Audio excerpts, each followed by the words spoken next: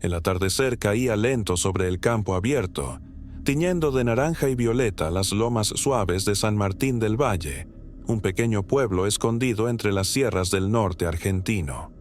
El viento soplaba con ese ritmo sereno que parece susurrar secretos antiguos, y la galería de madera crujía con cada movimiento de la mecedora en la que se sentaba mi abuelo, don Matías. Su silueta delgada, envuelta en una manta de lana marrón, parecía parte del paisaje, tan inmóvil como el algarrobo centenario que vigilaba la casa desde hace generaciones. «Vení, mi hijo, sentate conmigo», decía con esa voz ronca y cálida que solo tienen los hombres que han vivido más con la tierra que con los libros. Y yo, con los ojos llenos de curiosidad infantil, me acomodaba en el escalón de la galería, justo al lado de sus botas polvorientas. Él miraba el horizonte como si pudiera ver más allá de los cerros, más allá del tiempo. Siempre comenzaba con un suspiro largo, profundo, como quien se sumerge en las aguas hondas de la memoria. Don Matías no era un hombre de estudios, pero sabía cosas que no estaban en los libros. Sabía leer el cielo, interpretar el canto de los pájaros, adivinar cuándo iba a llover solo por el aroma de la tierra. Sus manos, curtidas por décadas de trabajar la chacra, eran firmes pero suaves cuando me pasaban un mate o me acariciaban el pelo al terminar una historia. Las historias. Sí, para mí, las historias de mi abuelo eran más valiosas que cualquier juguete. No eran cuentos para dormir, eran relatos vivos, llenos de imágenes, silencios y enseñanzas. Eran historias que no necesitaban ser escritas porque se guardaban en el cuerpo, en los gestos, en los suspiros. «Cuando yo no esté más, vos vas a ser el que las cuente», me dijo una vez. Yo no entendí del todo en ese momento, pero esas palabras se me quedaron clavadas, como una semilla que solo mucho después empieza a germinar. En esas tardes de verano lento, con el zumbido de los grillos y el aroma del pan casero saliendo del horno de barro, mi abuelo me hablaba de un mundo que ya no existe, o que tal vez nunca existió, salvo en la memoria de los que todavía saben mirar con ojos antiguos. Me hablaba de hombres que conversaban con las estrellas, de mujeres que podían ver el alma de las personas, de campesinos que hacían llover en tiempos de sequía, de objetos que guardaban recuerdos como si fueran botellas con mensajes atrapados. Y lo hacía sin buscar asombro, sin intentar impresionar. Lo hacía como quien comparte una verdad simple, necesaria, como quien riega una planta con paciencia y fe. Había algo en su manera de hablar que hacía que el tiempo se detuviera. No era solo la voz pausada, ni los silencios cargados. Era la forma en que miraba el fuego del brasero, o cómo acomodaba su boina antes de contar una historia importante. Era la forma en que encendía el farol de querosén cuando la oscuridad caía, como si al hacerlo también encendiera la puerta a otro mundo. Una noche me dijo: «Las historias no son solo para recordar, son para sostenernos cuando todo lo demás falla». Y tenía razón, porque hubo momentos en mi vida en que me sentí perdido, sin rumbo, y entonces volví a su voz, a su galería, a su mecedora vacía que todavía parece moverse sola cuando el viento sopla fuerte. Ahora que él ya no está, que la casa está en silencio y que la galería se ha ido desmoronando con los años, siento que es mi turno de hablar. No para repetir palabra por palabra lo que él decía, sino para hacer que su voz siga respirando a través de la mía, para que sus historias no se pierdan, para que la tierra que lo vio nacer y morir siga teniendo memoria. Y por eso empiezo, por el principio, por ese atardecer dorado en el que, como tantas veces, me senté a su lado sin saber que esa sería la última historia que él me contaría. A veces pienso que ese atardecer fue el último momento en que todo estuvo completo. El cielo ardía con tonos imposibles. Los perros dormían bajo la galería como si supieran que no debían interrumpir, y las palabras de don Matías flotaban en el aire con una gravedad distinta, como si pertenecieran a otro mundo. Porque había algo en esa historia en particular, esa última historia, que la hacía diferente. No era más larga, ni más fantástica, pero tenía un peso que se quedó conmigo desde entonces. Mi abuelo solía decir que cada persona tiene una historia que debe ser contada antes de partir, como un acto de liberación. Si no la contás, se queda dando vueltas en la casa, en los árboles, en los muebles, decía mientras golpeaba suavemente la pipa contra la bota. Y hay casas que crujen no por viejas, sino por historias que no pudieron salir. Ese día, él parecía saber que era su momento, no porque estuviera enfermo, aunque ya caminaba más lento y se cansaba más rápido, sino porque había una calma solemne en su forma de estar, como si ya estuviera más del otro lado que en este. Y yo, sin entender del todo, lo escuchaba, con los sentidos abiertos como una tierra sedienta. Las historias verdaderas, me dijo, no se inventan, se heredan.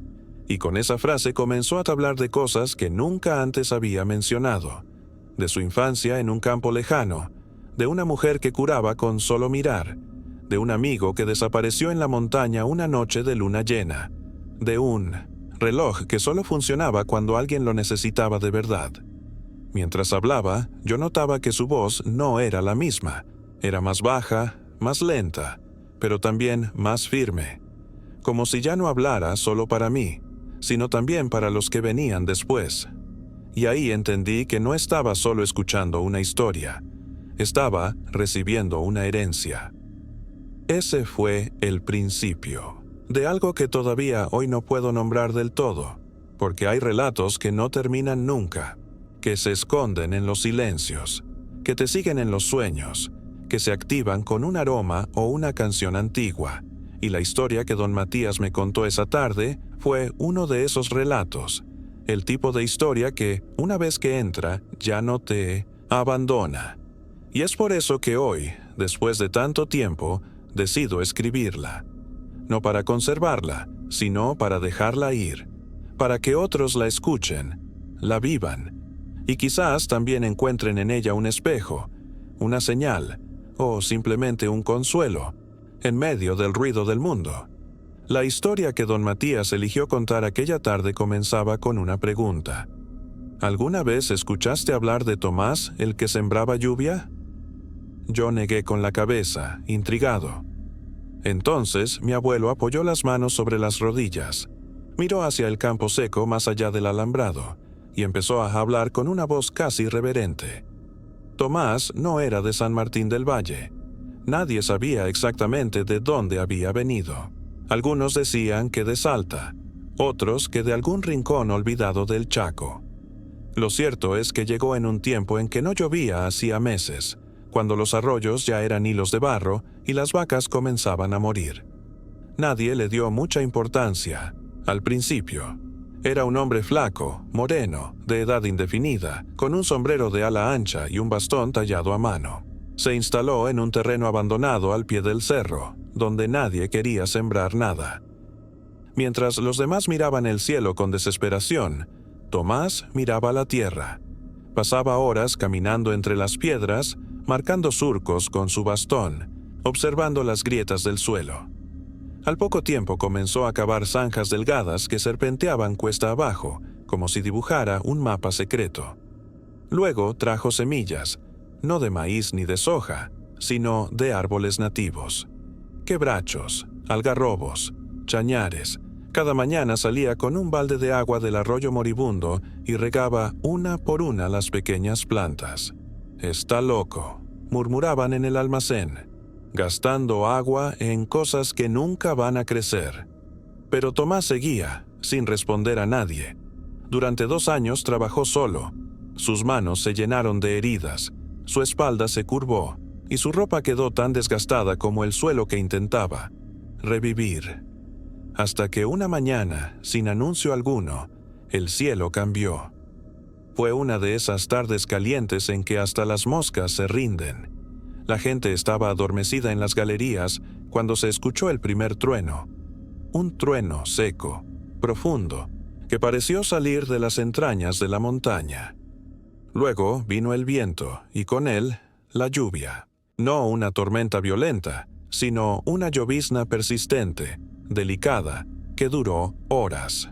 Y lo más extraño, solo llovía sobre la parcela de Tomás y algunos metros alrededor, ni una gota más allá de sus zanjas, como si el cielo le obedeciera. Don Matías hizo una pausa, como si aún pudiera sentir el olor a tierra mojada de aquel día. No fue la única vez, continuó. Durante semanas, pequeñas lluvias comenzaron a caer en ese mismo terreno. Plantas que nadie esperaba ver florecieron. Pájaros que no se veían desde hacía años volvieron. Y la gente, primero incrédula, empezó a acercarse. Algunos iban a curiosear, otros a pedir consejo. Tomás los recibía con una sonrisa leve y los llevaba a caminar entre sus árboles. Les hablaba de la paciencia, del cuidado, del ritmo de la naturaleza. Y siempre repetía: la tierra no olvida a quien la escucha. Un día, un funcionario de la provincia vino a verlo. Quería saber qué método usaba. Tomás le respondió: no es método, es respeto. Y no dijo más. Después de aquella historia, el abuelo me contó otra, aún más extraña. Una historia que no solía compartir con cualquiera. Me habló de Emilia, la partera del pueblo, que según él tenía un don que iba más allá de la medicina. Emilia había traído al mundo a más de 500 niños, en casas humildes, en campos alejados, en noches de tormenta. Nunca perdió una madre y nunca permitió que un bebé naciera solo. Pero lo que la hacía especial era lo que veía cuando la vida y la muerte se rozaban. Decía que podía ver la luz del alma, una especie de resplandor que envolvía a las personas. Cuando una mujer estaba débil o un niño no respiraba, Emilia sabía, con solo mirar, si la batalla se podía ganar. Una vez, durante una crecida del río, asistió sola a una joven que estaba dando a luz en una choza al borde del agua. La madre estaba inconsciente y el bebé no reaccionaba. Emilia se arrodilló, cerró los ojos y habló en voz baja, no al cuerpo, sino a esa luz que solo ella podía ver. «No te vayas todavía», le dijo. «Alguien te espera acá». Y minutos después, ambos respiraban. La gente la respetaba, pero también le temía un poco, porque Emilia no hablaba mucho, pero cuando miraba a alguien por más de unos segundos, dejaba inquietud. Mi abuelo la recordaba con cariño. Ella no veía el futuro, pero veía el peso que cada uno cargaba por dentro. Dijo una vez: «Yo escuchaba todo aquello con una mezcla de fascinación y vértigo». No eran historias de terror, pero había algo profundo y perturbador en ellas, como si me mostraran un mundo al que solo se accede si uno se detiene lo suficiente. Un mundo que no grita, que apenas susurra, pero que guarda los secretos más importantes. Después me habló de Víctor, un hombre silencioso que vivía al borde del monte, en una casita de adobe con techo de chapas oxidadas. Lo conocían como el que escucha a los objetos. No tenía familia ni visitas, pero los vecinos decían que cuando alguien perdía algo valioso, una medalla, un anillo, un retrato antiguo, lo iban a ver a él. Víctor no preguntaba mucho. Tomaba entre sus manos un objeto cualquiera del dueño, lo observaba unos segundos y luego señalaba dónde buscar. Mi abuelo fue una vez a verlo, cuando desapareció el reloj de bolsillo de su padre. Víctor lo recibió sin sorpresa. Tomó una vieja caja de fósforos que don Matías tenía en el bolsillo del saco. La giró entre sus dedos y dijo: «Búscalo donde guardas las cartas viejas». Y ahí estaba, el reloj envuelto en un pañuelo, entre papeles amarillentos de hacía 20 años. No era magia, decía mi abuelo.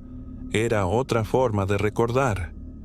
Víctor no predecía el futuro, solo sabía leer lo que los demás habían olvidado. Y entonces vino la historia que más me marcó. Una que mi abuelo contó en voz muy baja, mirando fijo el suelo como si hablara con las raíces mismas de la casa. Me habló de una fiesta patronal, muchos años atrás, cuando el pueblo entero se reunió en la plaza para celebrar a San Isidro. Había música, comida, danzas y entre la multitud apareció un forastero vestido de blanco. Nadie lo había visto antes. Su sonrisa era amable, pero sus ojos parecían demasiado antiguos. Se instaló por unos días, ofreciendo sueños embotellados. Vendía frasquitos con un líquido azul, asegurando que quien lo inhalara antes de dormir soñaría con su mayor anhelo, y que si el deseo era genuino, se volvería realidad. Al principio, todos se rieron, pero una mujer mayor probó, deseando volver a ver a su hijo que se había ido hacía 20 años. A la semana, el hijo regresó sin previo aviso. Luego, un joven deseó casarse con la chica que amaba en secreto. Días después, ella lo buscó, confesando que sentía lo mismo desde hacía tiempo. Pronto, todos querían un frasco. El forastero nunca cobraba dinero. A cambio, pedía que contaran un recuerdo verdadero. Los sueños se alimentan de memorias honestas, decía. Y un día, simplemente desapareció. Como vino, se fue. Pero por meses, los sueños siguieron, cumpliéndose. No todos, claro. Solo aquellos nacidos del corazón. Don Matías terminó ese relato con un silencio largo. Luego se sirvió un mate y dijo: «No sé si era real, pero lo importante no es eso. Lo importante es que, por un tiempo, el pueblo volvió a creer. Y en esa frase entendí todo. Las historias que mi abuelo contaba no eran para convencerme de lo imposible, eran para recordarme que hay cosas que, aunque no podamos explicar, siguen siendo verdad. Cosas como la fe, como la memoria, como el amor que persiste más allá del olvido». Con el paso del tiempo, entendí que las historias que me contaba don Matías no eran simples anécdotas. Eran caminos que unían el pasado con el presente y que a veces mostraban destellos del futuro. No estaban hechas para entretener, aunque a veces hacían reír.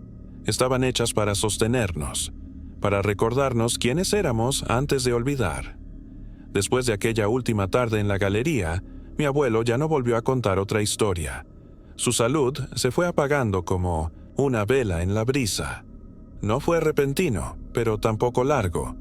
Una mañana, simplemente no se levantó. Lo encontramos con una expresión serena, como quien se despide habiendo cumplido su deber. En su regazo descansaba su boina doblada con cuidado, y junto a ella, un pequeño cuaderno de tapas gastadas que nadie había visto antes.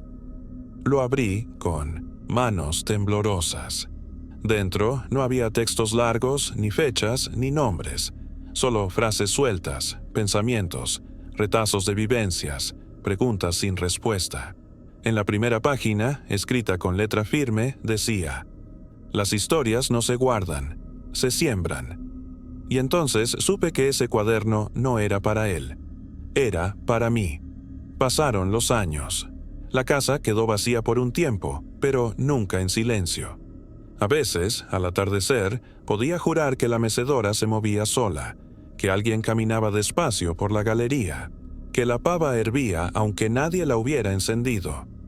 No eran fantasmas, era la memoria ocupando su lugar. Volví muchas veces a San Martín del Valle, primero solo, después con mi hija. Le mostré el algarrobo, la galería, el brasero. Le hablé de Tomás, de Emilia, de Víctor y del forastero de blanco. Pero sobre todo le hablé de don Matías, de cómo su voz podía detener el tiempo, de cómo su mirada transformaba lo cotidiano en sagrado. Una tarde, mientras ella jugaba en el patio, encontré su cuaderno. Había dibujado la galería, el árbol, la mecedora, y bajo el dibujo escribió: «Acá vive el abuelo invisible». Sonreí, con un nudo en la garganta, porque ella también lo había sentido, porque aunque no lo conoció, ya lo recordaba. Entonces entendí que la historia no termina, que la última historia contada por mi abuelo era apenas el principio de otra, una que ahora me toca a mí seguir, y que algún día, quizás, mi hija también continuará. Ahora, cuando cae la tarde y el cielo se tiñe de los mismos colores que en aquel entonces, me siento en la misma galería. A veces hablo en voz alta. otras veces en silencio, pero siempre escucho, porque hay ecos que no se apagan, susurros que atraviesan los años y se cuelan entre las hojas, entre los pasos, entre los latidos. Y si vos estás leyendo esto, si algo dentro tuyo se removió con estas palabras, entonces la historia sigue viva. Porque mientras alguien recuerde, mientras alguien escuche, mientras alguien diga, yo también lo sentí, ninguna historia muere del todo. Quizás esa sea la verdadera herencia. No las tierras, no los objetos, sino las palabras que se quedan, las que se transforman en consuelo, en guía, en raíz. Porque las historias, como los árboles, necesitan tierra fértil. Y si alguna de estas sembró algo en vos, entonces don Matías tenía razón. Las historias no se guardan, se siembran. A veces, cuando cierro los ojos, no veo imágenes nítidas, veo fragmentos. La bruma del amanecer entre los cerros, la silueta del abuelo encendiendo el farol, el sonido grave de su voz diciendo mi nombre. No son recuerdos que uno busca, son recuerdos que vienen solos, como las hojas que caen sin que el árbol lo pida. Y en cada uno de esos fragmentos hay algo que me sostiene. Los años me enseñaron que no todos heredan la tierra, ni las herramientas, ni siquiera el apellido, pero todos heredamos relatos. Algunos están hechos de palabras, otros de silencios. Mi herencia fue esa, una forma de mirar el mundo con respeto, con asombro, con compasión. He aprendido a reconocer a quienes también cargan historias heredadas. Se nota en la forma en que se detienen a escuchar el viento, en cómo cuidan los objetos viejos, en cómo hablan de los que ya no están como si aún caminaran entre nosotros. Son personas que saben que la memoria no es un museo, sino un río, que recordar no es quedarse atrás, sino seguir acompañado. Y entonces vuelvo a pensar en el cuaderno de don Matías, en esa frase tan sencilla, tan verdadera. Las historias no se guardan, se siembran, porque ahora lo entiendo. Él no me pidió que recordara sus palabras, me pidió que sembrara las mías, que usara mi voz como él usó la suya, que no dejara que el tiempo hiciera silencio donde alguna vez hubo canto. Por eso, si alguna vez sentís que el mundo gira muy rápido, si el ruido te impide pensar, si extrañas algo que no sabes nombrar, te invito a hacer lo que él hacía. Sentate en un lugar tranquilo, pone una mano sobre el pecho y la otra sobre la tierra. Escucha. Quizás ahí empiece tu historia. Y si no sabes por dónde comenzar, repetí conmigo estas palabras sencillas. Había una vez un abuelo que creía que las historias podían salvarnos del olvido. Y así, con esa frase, una nueva historia estará lista para nacer.